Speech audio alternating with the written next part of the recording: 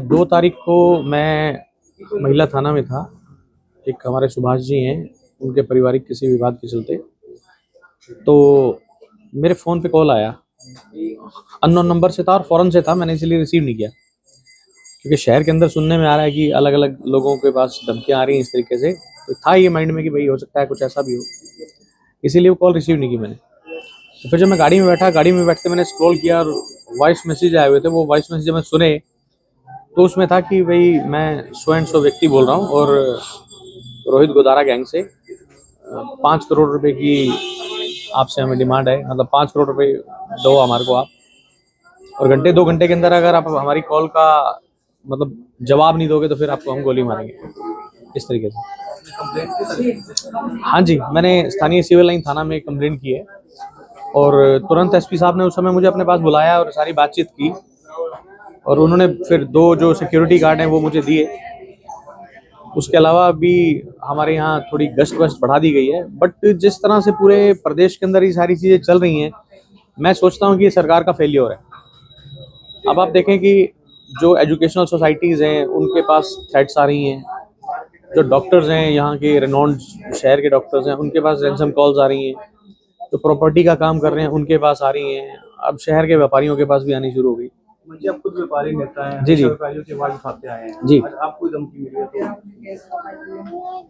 देखिए, मेरे साथी तो ये बात बोल रहे हैं कि ये धमकी मेरे को नहीं पूरे शहर को मिली है। वॉइस रिकॉर्डिंग में किसका नाम सामने आ रहा है? मैडम गोदारा गैंग का। गोदारा गैंग कब की घटना है? 2 तारीख की, 2 तारीख शाम को 6 सवा 6 बजे की। एफआईआर दर्ज कर दी पुलिस ने? एफआईआर शायद अभी एसपी साहब कह रहे थे कि कोई एक ऐसी एसओपी आई है जिसमें ना बाहर से जो कॉल आती है उसकी एफआईआर दर्ज नहीं होती।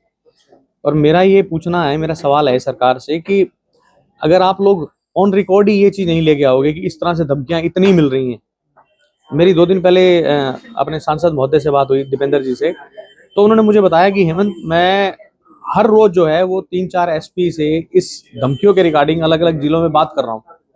तो इसका मतलब तो पूरे हरियाणा के अंदर ये माहौल बना हुआ है, और अगर ऐसा माहौल बना हुआ है तो मैं समझता हूँ कि यूपी, बिहार और सारे जितने भी प्रदेश या बॉम्बे कह लो जो किसी टाइम एक्सटॉर्शन मनी या रैंसम कॉल्स के लिए फेमस थे, हमारा हरियाणा कहीं ना कहीं उसको पीछे छोड़ने जा रहा है और ये सरकार का फेलियर है। आपको नहीं लगता कि रोहतक में पिछले दिन अभी बीते हैं, हाँ जी हाँ जी, व्यापारियों के साथ ही ऐसा व्यवहार हो रहा है? पिछले दिनों अभी एक व्यापारी से धमकी मिली जो कपड़ा व्यापारी है, हाँ जी हाँ जी, सेम गैंग से मिली थी। अब आपके पास एक व्यापारी की जो पनीर विक्रेता है उसकी दुकान तोड़ दी गई। हाँ जी हाँ जी। तो व्यापारियों के साथ ही लगातार रोहतक में ही क्यों हुआ जा रहा है? देखिए यार, मैं ये मानता हूँ कि ये जो चीज़ है ये ना तो किसी सिविलियन किसी व्यक्ति के साथ होनी चाहिए, ना व्यापारी के साथ होनी चाहिए। एंड ऑफ द डे हम सभी एक हैं। मैं अपनी दुकान से बाहर निकलता हूँ तो मैं भी तो एक राह चलता सादा व्यक्ति हूँ यार। तो वो जो है वो सबके साथ, एक प्रदेश के अंदर सुरक्षित माहौल होना चाहिए, एक शहर के अंदर सुरक्षित माहौल होना चाहिए।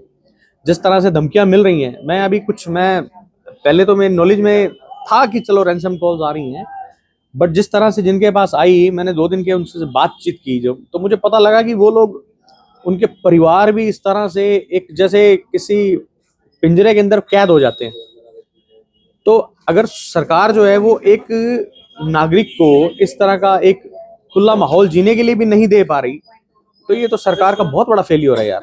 ऐसा नहीं होना चाहिए मेरे हिसाब से। जी, आपको बिना डरे फिर भी मीडिया के सामने सब कुछ आपने बताया, लेकिन कुछ ऐसे भी लोग होते होंगे जो मीडिया के सामने नहीं आ पाते, नहीं बता पाते। बहुत सारे लोग हैं जो मतलब नहीं बोल पाते।